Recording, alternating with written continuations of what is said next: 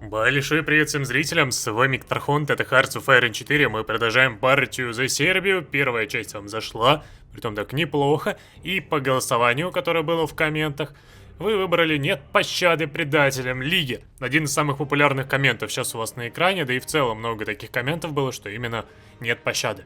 Конечно, ряд людей хотел, и мы их наказали посмотреть, но большинство ко второму варианту. И тут знаете, что прикольно? Я 18-го выпустил первый ролик, а 19-го вышла обнова на мод, где поменяли Францию и... да, немного изменили границы. Также поменяли древо у Франции. Я не думаю, что это повлияет на старый сейф, но нет, на старый сейф это тоже повлияло, так что теперь у нас Франция с новым древом. Так что немного шизы будет в этом мире, с учетом того, что здесь границы теперь не такие удобные, что для французов, что для немцев, так и древо новое. Но ладно, тем самым нам же с вами веселее. И вдобавок к этому, к нам в альянс, знаете, кто хочет? Османская империя. Ну, пожалуйста. Заходи, друг мой дорогой. Я что, против, что ли? И, кстати, посмотрите на нашего фельдмаршала.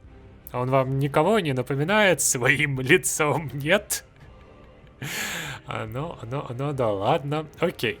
В общем-то, мы с вами погнали дальше в атаку. Сейчас тогда будем пытаться пробиваться, добивать Болгарию. Благо у нас с вами есть цели. Есть куда двигаться. Давайте немножко просто подождем, пока к нам вступится Турция. Или она все-таки не вступится? А, они отказались. Были согласны, теперь отказались. Ладно, тогда нет пощады предателям Лиги. Создать альянс мы, к сожалению, не можем. Но можем попросить право на проход. Я сказал попросить право на проход. Софию отбили, к сожалению. Может быть, стоило, конечно, в Софии оставаться. Но уж не судьба так не судьба, пробьем. Заново ее. По миру же, скорее всего, немцев-то древо не поменяли. Не, у немцев древо то же самое. У них Вильгельм II с новым портретом. Николаев. Ладно, это весьма... О, да, хорош. Знакомьтесь с новым Николаем, с новыми правителями всех стран. Ладно, а у нас с вами Румыния, Греция, Болгария. Да, Фердинанд что-то как-то косплеит нас с вами и Черногорию. Ладно, не будем на это внимание особо обращать. Смысла все равно заново начинать здесь такого-то большого нет. Уже доведем кампанию до конца. Дружба с Россией у нас готова. Ну и давайте поддержку урбанизации пропишем. Все-таки, несмотря на все проблемы, доведем партию. Потому что все равно у нас, скорее всего, одна серия осталась до Великой Битвы. Ну и мы хороший котел сделали, наконец-таки. Можем здесь уже порадоваться спокойненько и в Софию вдарить окончательно. Ну все, хорош, 49, о, вклад, 55% у нас вклад. Все, мы теперь можем Болгарию сделать марионеткой. Она пока дорогая марионетка, но мы можем какую-нибудь дешевую профку взять и там ее замарионить. Кстати, национальная территория есть, вау. Еще национальная, отлично. 2 национальные профки мы с вами забрали. И очков у нас уже особо-то и не хватает, да? А вот еще есть. А, тут только претензия. Ну ладно, заберем тоже. И вот еще земля есть, на которую можно высыльте сделать. Окей, тогда это мы с вами забираем. А здесь мы попытаемся сделать на остаток марионетку. Подожди, еще один регион. Вот так вот. Все. То есть у нас, получается, есть марионетка, остальные земли я отдам. То есть я отдам эту территорию Румынии, пускай забирают. Я не против. Единственное, что я не хочу османам отдавать, и Греция пускай тоже забирают. Все-таки наши братья, наши друзья. Я не против, если они получат здесь землю. Ну и да, Болгария. Османам тут ничего отдавать не будем. Завершаем ход. Так, пропускаем. Опять же, Болгария отдаем. Греция, да, национальным считать. Но вот этот блок мне не нравится, он некрасиво будет смотреться. Западную Фракию пускай Греция забирает. Ну и все. Или у Греции не хватает очков? Ну вот так вот, все. Я обещал, я отдал ей эти земли. Можно было, конечно, еще и Западную Фракию подметь, ну ладно. Все-таки с Грецией поделимся, она хороший союзник, с нами всегда была заодно. Ну и, собственно, теперь у нас и Болгария с Фердинандом все так же под нашим вассалитетом. У него открыто древо, он может прокачиваться, промышленность, также катастрофу взять, отречение Фердинанда, и потом уйти в правление либо Бориса, либо истинной конституционной монархии. Он все равно будет прокачиваться, так что наш вассал будет жить. Но османам мы вообще ничего не отдали, Восточную Фракию сохранили. Конечно, границы немного рваные, да, скорее всего, стоило бы, может быть, и забрать Западную Фракию для красоты. Ну ладно, оставим так. Самое важное, что мы вышли с вами победителями и можем продолжить дебафать стапку, кстати, Австро-Венгрия. Вы посмотрите на эту красоту. Все, они в Румынию-то теперь особо даже не пройдут. Здесь еще и здесь изменения, я не сразу же заметил. Так что Румыния здесь против Австро-Венгрии теперь стоять вообще без проблем будет. С учетом таких-то границ. То есть они поменяли еще ряд мест. Ладно, это так-то неплохо. То, что мод развивают, улучшают, это приятно. Ну а мы сами можем попроситься в Альянс в будущем, в Антанту, и нормально жить, поживать. Так что давайте теперь крутить время и ждать начала конфликта. Притом у нас, кстати, иконку-то фельдмаршала здесь сменили, да, а на деле-то этот же самый фельдмаршал, вот он здесь, а у него здесь нормальный портрет. То есть, видимо, с портретами генералов что-то случилось, а вот с портретами именно как министров этих генералов все осталось хорошо. Интересный момент такой уловили для ролика. Смена одного на другое. Кстати, знаете, что интересно? Я могу сейчас попроситься в альянс к Австро-Венгрии, она согласна меня принять. Вот это неплохо. Жалко, что она не глава центральных держав, и напряги нет. А то так, знаешь, предать Антанту и уйти к немцам. Ну ладно. Мы не будем такое проворачивать, мы останемся со своими друзьями. А, так подождите, у Болгарии вышла первая катастрофа, но следом все равно правление Фердинанда. Нормально, но он не может идти в дальнейшие фокусы, потому что у него не первой национальной катастрофы как таковой нету. Он только лишь части себе добавляет.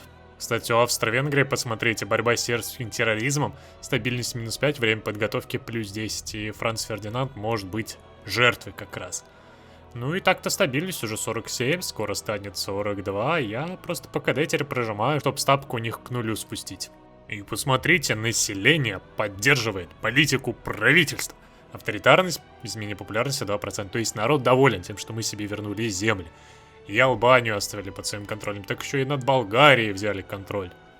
Хорош. 29 июня 1914 года убийство Франца Фердинанда произошло. 38 стабильности в стране.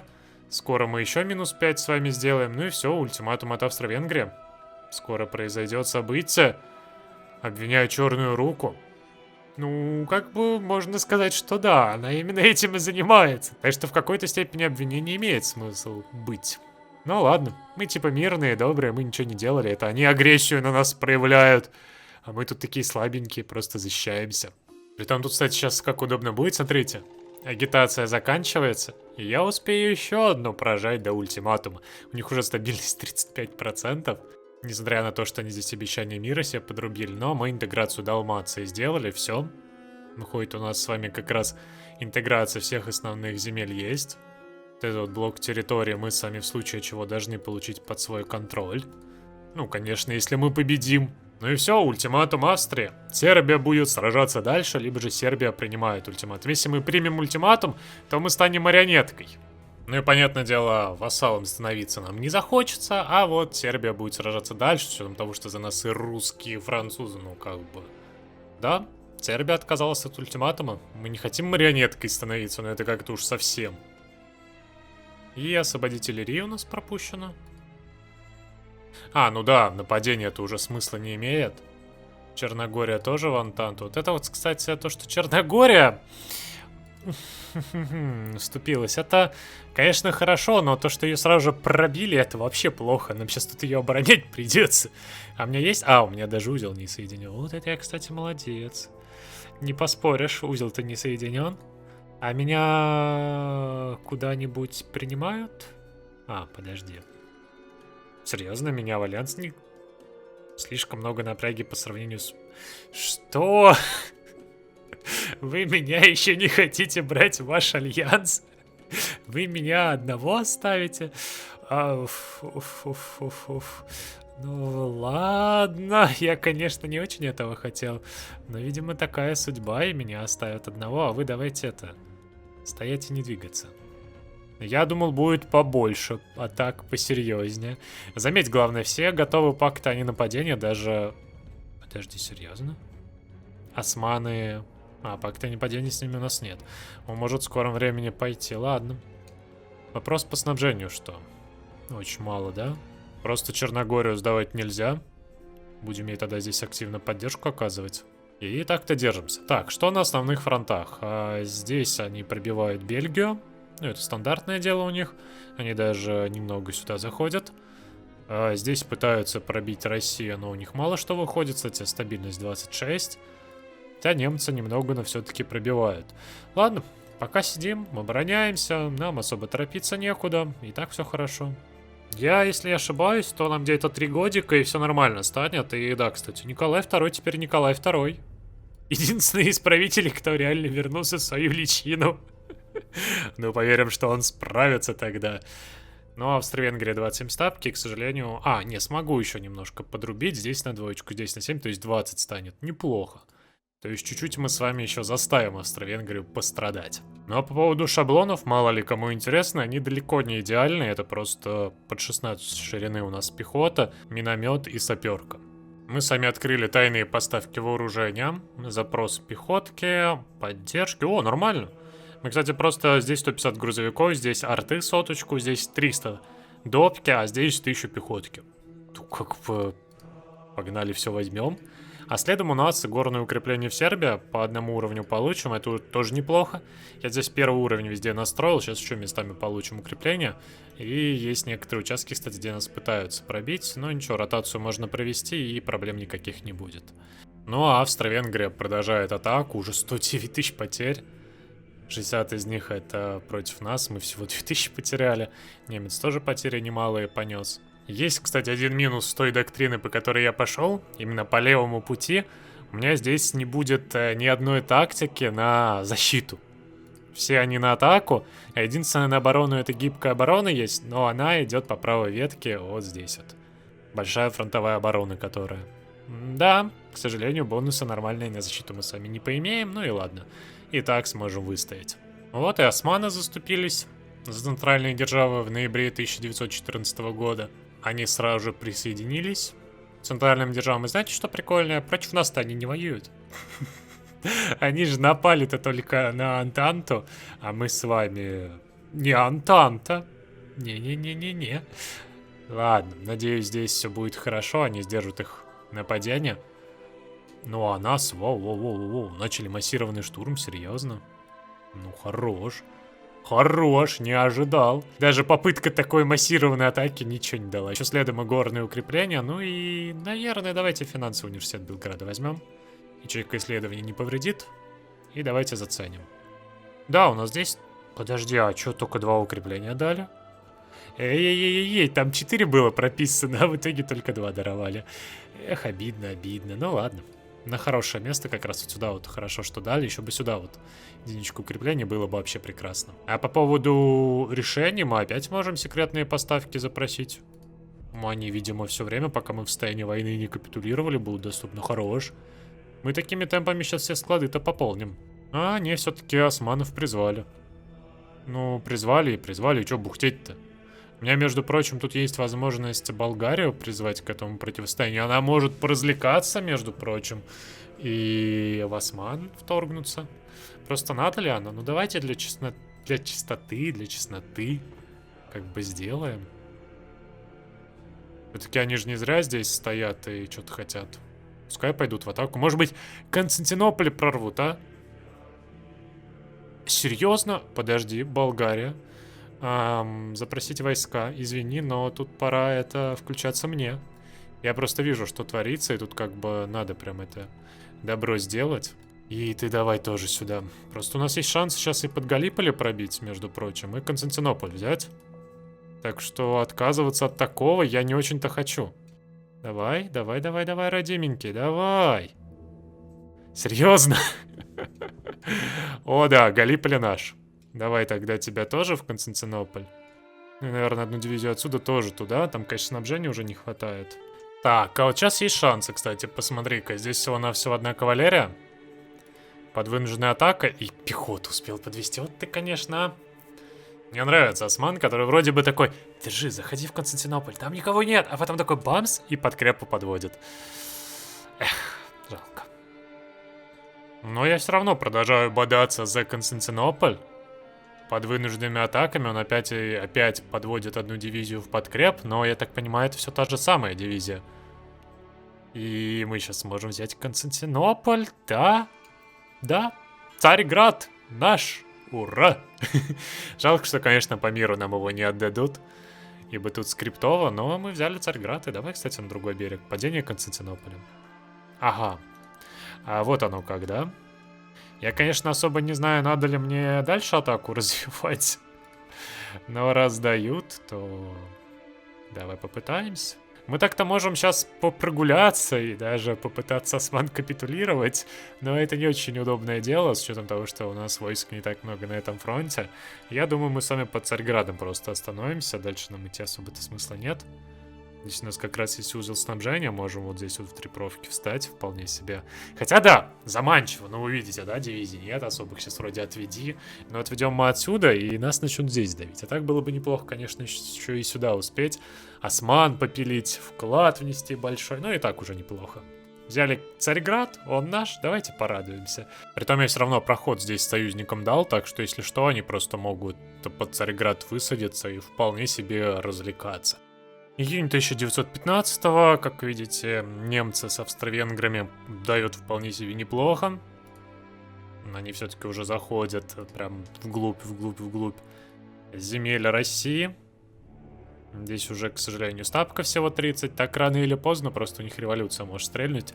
Не очень хорошее дело, но мы никак не можем ни помешать, ни спасти, ни еще что-то сделать.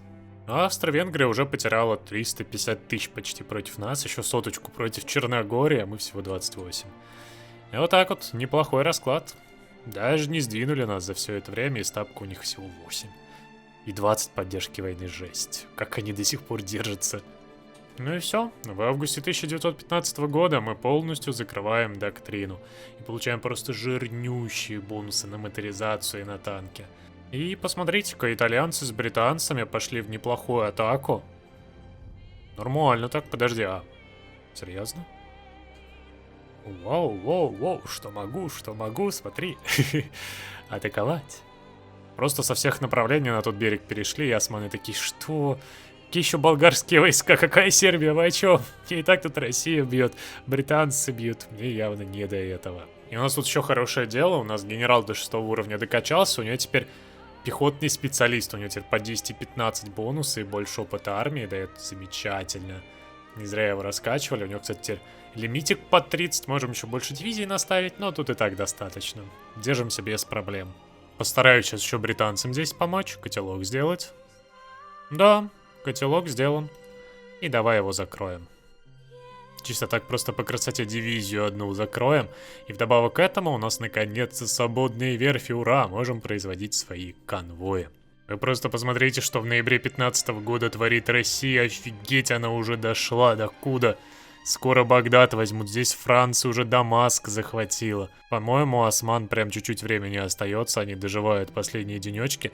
Так что можно, наверное, попросить у Болгарии еще войска и все-таки до конца доделать все это дело. Притом, посмотрите, какая благодать. Наверное, это так стоит назвать. Но свободная Анкара, серьезно. Все, Анкара наша. И у осман 11% остается. Ну, тут как бы Алеппо рядом, Багдад рядышком. Надеюсь, они справятся, пока мы тут обороняем Анкару из последних сил. Ну и посмотрите, какую красоту мы сами сотворили. Неплохо так вошли вглубь. У осман остается 6%. Здесь уже Багдад под контролем почти. Здесь под Алеппо стоят, под Мосулом. Я думаю, уже дело просто пары дней, может быть, месяца. До того, как османы окончательно капитулируют, это у нас 3 января 1916 года. Правда, вот проблема то, что уже под Парижем во Франции стоят. Вот это, конечно, не весело. Все, 24 января 1916 года капитуляция. Неплохой блок территории мы сами получили, ну и надеюсь, теперь войска французов и прочих союзников освободятся, они наконец-то Францию укрепят, а то... Ну, это смешно, что немцы под Парижем уже стоят. А нам здесь остаточки надо будет сейчас поприкрывать. И все. Можно сказать, мы с вами с одним важным фронтом закончим. И нам уже будет не так сложно. Ладно, зря я переживал. Посмотрите, в контратаку французы пошли и все. Отбивают земли. Так что они будут жить. Великое арабское восстание у нас с вами произошло. Султанат Хиджаз. Самое прикольное, что восстали-то они, получается, не против осман, а против колонизаторов, которые как раз забрали эти земли. Ну да ладно. В итоге здесь теперь скриптовые хиджаз и Ацир появились, которые против осман как раз противостоянием находятся. Ну, окей. Самое же важное мы с вами делаем, отправляем это ше России, чтобы немножко поддержать их в это тяжелое время. Ну и если кто-то интересуется, почему я не отправляю туда поддержку войсками, потому что смысла в этом нет, вы видите, что с снабжением здесь творится. Здесь куда ни отправь, толку не будет, снабжения вообще нет. То, что здесь и так вроде как австралийцы и прочие пытаются помогать. Да и Россия, знаешь ли, сейчас котел, смотри, какой здесь... Ох, неприятно. Если они его сделают, то очень много дивизий потеряют. Да и так они уже снабжение здесь потеряли. Посмотрите, у власти Людендорф. Добавок к этому массовое дезертирство. Народ уже недоволен тем, что творится. Ну а в Австрии я вообще молчу, там уже стабильность 0.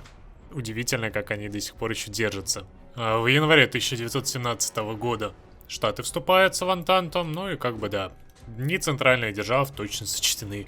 Они просто остались зажатыми со всех сторон. Даже Россию, кстати, вроде как не могут продавить, и у России уже 37% стабильности. Надеюсь, они удержатся.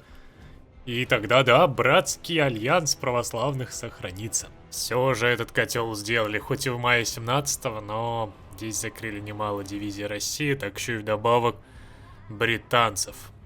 Хотя стабильность пока хорошая, так что есть шанс, что они удержатся. Ну все, у России стабильность 0. Как вы понимаете, массовое дезертирство дает о себе знать, и в скором времени здесь революция будет. В Германии, правда, тоже стабильность 5 и поддержка войны всего 16%, так что скоро и они должны отлететь, но пока держатся. Тут теперь вопрос, кто раньше, центральные державы сдадутся, либо же в России грянет революция. А вы не поверите, но Компьенское перемирие 18 ноября 1917 года. Великая война окончена. И нас просят о мире. Немцы уже сдались французам и прислали делегацию с капитуляцией нам. Ну, продолжать сражаться не рекомендуется. Ну, видимо, да. Давайте, правда, я сохранку здесь сделаю на всякий случай. А так мы, да, выберем наконец-то мир. Видимо, Россия у нас выживет в этой реальности. Это весьма и весьма хорошая новость. И выходит у нас, да, 10 дней до перемирия. Правда, есть одна небольшая проблема. Мы с вами, выходит, ничего не получаем отсюда. У нас здесь нет претензий. Но зато мы должны получить земли от Австро-Венгрии. Быстро они так-то сдались, считай, ноябрь 17 года, раньше времени. Хотя здесь неудивительно, здесь и голод вдарил, и поддержки, ничего нет. Кроме того, они осман очень рано потеряли. Считай, туда уже никто не отвлекался. Да и Россию они так и не смогли сломить.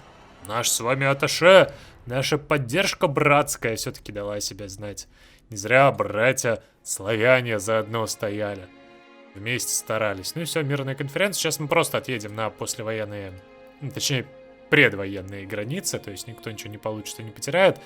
Ух ты ж, подожди, Распутин минус, Николай минус. Так ставка-то не поднялась у России, революция все равно может грянуть. Ну ладно, посмотрим, к чему вообще это все придет. И, кстати, царство польское стало вассалом все-таки России. Ну и теперь 70 дней, если я не ошибаюсь, нам с вами до перемирия, да, должно быть. И что? Мы можем теперь денонсировать перемирие? Интербеллум, запрет, к сожалению. Ладно, 90 дней теперь дождаться. И посмотрим на послевоенный мир. Жалко, Константинополь вернулся к османам, эх. Хотя меня радует, что вроде бы Австро-Венгрия сейчас такая свободная, страдает. Давай еще одну агитацию под финалочку пропишем, чтобы они еще ставку потеряли. Так, у нас тут выделилось государство словенцев, хорватов и сербов. И я очень верю, что земли, на которые мы претендуем, все-таки нам от них отдадутся. А то знаешь, как сейчас будет обидно? То, что их территории все останутся свободными, и мы типа будем просто двумя государствами. Здесь государство сербов, а здесь государство словенцев, хорватов и сербов. Ладно, верим в лучшее. Но так у нас уже здесь и Венгерская республика, и Австрийская империя развалена, и Чехословакия постепенно скоро и Судеты под свой контроль заберет. Ну и Веймарская республика также есть. Россия, кстати, получила часть земель здесь, от Австро-Венгрия. Под ее контролем осталась земля Армении. Жалко, что Россия не прокачала себе претензии, кстати, на Константинополь. Могла бы так еще и Царьград урвать. О, у нас с вами государство словенцев, хорватов и сербов. Австрийская империя разбита. Осколки империи провозгласили независимость, в том числе хорваты и боснийские сербы. При поддержке наших войск правительством провозглашенного государства признало наше главенство. Они марионеткой стали. Ну, кстати, это неплохой расклад, вполне себе. Конечно, не полные передачи всех этих земель, но с другой стороны, часть земель бы все равно не перешла вроде этого региона. А так мы, получается, ничего не теряем, все это наше, и можем в будущем просто залендлизить и присоединить. И вроде бы мир и доброта, но пандемия гриппа. На 2 года. И, к сожалению, мы с ней, скорее всего, даже разобраться не сможем, потому что шанс разработки вакцины ужасно мелкий, а массовую вакцинацию мы не можем провести, потому что нет страны, которая как бы все это добро сделала. И мы сами стабильность и поддержку теряем на 0,2. Ух. Ладно, если что, можем сказать, Сендерс сообщает об эпидемии и более-менее стабилизировать ситуацию. А так, да, на севере от нас Венгерская Советская Республика образовалась, и сразу же Чехословакия такая, и Румыния. Не одобряем такой подход, и сразу же на них пошли противостоянием. Интересно, справятся ли они 4-21? Ну да, у Румынии очень много войск. Они, скорее всего, их победят, хотя границы неудобные, но вот здесь они уже более-менее вышли, здесь тоже. Так что Венгрия падет. Все. Парижская мирная конференция 1 марта 1918 года, кстати, дата красивая вышла. И... Вау. Мы с вами получили еще 2 территории от Венгрии. Неплохо, неплохо, знаете ли. Хорош. Не национальная. Но от нашего же вассала мы ничего получать не стали. И он, кстати, не отдал земли Италии. Хорош. То есть выходит, что в будущем мы можем спокойно присоединить под себя просто это государство. И так-то мы объединимся в Югославию. Правда, вот проблема то, что Черногория не наша. Ну и да, форма Югославия. Мы аннексируем как раз и будем называться Югославией. Ну что ж, давайте тогда этот фокус выполним под финалочку. Форум Югославия. Жалко, что Черногорию нельзя к себе пригласить. Будет таким небольшим пятнышком сидеть. Ну ладно, как есть. А так, да, османы стали вассалом британцев. И неважно, что мы забрали немало земель, здесь итальянцы получили земли, французы, но не мы с вами. Как бы это грустно ни звучало. Ну а Россия сохранила контроль над Польшей. Польша получила контроль над Данцигом, над Познанью. Ну и, кстати, Лига наций. Да здравствует послевоенная экономика. Чехословакия и Румыния победили Венгрию. Можете полюбоваться теперь. Сколько земель получила Румыния, Чехословакия, правда... все нормально. Все, теперь красивенько все смотрится. Давайте вместе с вами это увидим. Еще денечек. Формирование Югославии. Ура! Мы теперь с вами королевство сербов, хорватов и словенцев. Мы теперь вместе, мы едины, у нас новый флаг. Все эти земли для нас являются... подожди, не все. Мудрство является не национальным, а так остальные, да, стали национальными. Чуть побольше промышленности теперь, так как на этих землях все-таки было несколько фабрик и верфей. И вот наше с вами новое государство. Новое древо не появляется, особо новых фокусов у нас с вами тоже нет. Максимум мы можем сейчас выйти в дружбу с Румынией и создать пакт Румынии, Греции и Болгарии. Они, скорее всего, согласятся, и мы будем вместе. А так, древо фокусов, можно сказать, закончено. Мы с вами выполнили нашу с вами цель. Создали сильную, мощную Югославию. Притом потеряли минимум людей. Защитили также своих братьев в Черногории. Ну и спасли, наверное, Россию. Все-таки, думаю, у нее революции нет. Война закончилась, хоть и 0-0 везде. Но я понадеюсь, что они все-таки переживут этот момент и справятся. И вот такая вот у нас серия. Надеюсь, она вам зашла и была интересной. Если так, то поддержите ее своими лайками и комментами. И также пишите, за кого и в какие моды вам было бы интересно увидеть партию. Но на этом мы заканчиваем. Ссылочку на первую серию и на плейлист прохождения в моде на Первую мировую найдете в описании.